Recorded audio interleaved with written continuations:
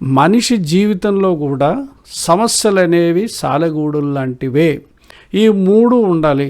ఈ మూడు ఉంటే తప్పనిసరిగా మనిషి ఏ రంగంలో అయినా సరే, ఎక్కడైనా, ఏ ప్రాంతంలో అయినా ఖచ్చితంగా. హలో ఎవ్రీబడి, నేను బివి సత్యనాగేష్. మనం సాలెగూడుల్ని చూస్తూ ఉంటాం. జనరల్గా అక్కడక్కడ కనిపిస్తూ ఉంటాయి, గోడ దగ్గర అక్కడ. దాంట్లో కానీ ఏదైనా ఒక చిన్న పురుగు పడితే ఆ పురుగు అక్కడి నుంచి తప్పించుకోలేకపోతే సాలెపురుగు ఆ పురుగుని తినేస్తుంది, దానికి అది ఫుడ్ అయిపోతుంది.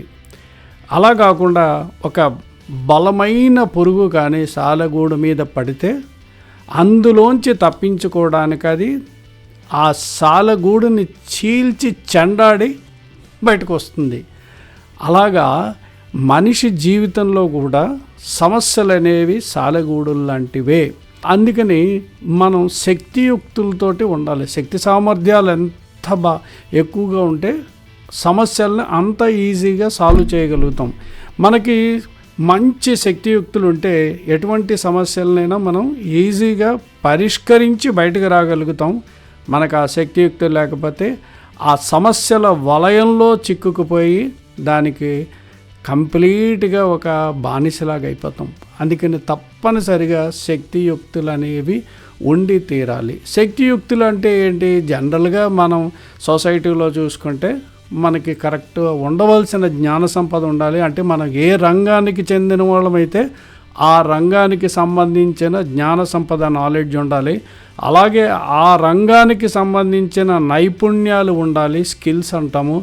ఈ రెండు కాకుండా మనకి ఆ రంగంలో వృద్ధిలోకి రావాలి అనే ఒక యాటిట్యూడ్ కూడా ఉండాలి. ఈ మూడు ఉండాలి. వీటి గురించి నేను చాలా వీడియోల్లో చెప్తూ ఉంటాను. యాటిట్యూడు, నాలెడ్జ్, స్కిల్స్ అని ఈ మూడు ఉండాలి.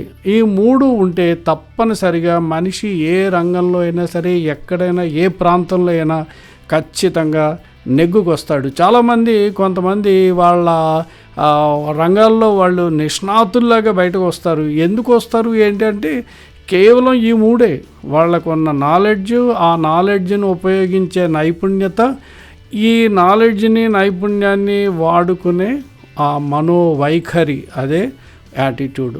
సో మనం చిన్న చిన్న పురుగులు సాలెగూడులో ఇరుక్కుపోయినట్టుగా కాకుండా అలాంటి సమస్యలు ఏమైనా వచ్చినా కూడా చీల్చి చెండాడే పెద్ద పురుగుల్లాగా మనుషులు కూడా సమస్యల నుంచి బయటికి రావాలి అంటే సింపుల్ సొల్యూషన్ ఏంటంటే యాటిట్యూడ్, నాలెడ్జ్, స్కిల్స్ ఈ పెంచుకుంటే సరిపోతుందని చెప్తూ ఈ వీడియోని ఇక్కడికి విరమిస్తున్నాను. Thank you very much for watching this video.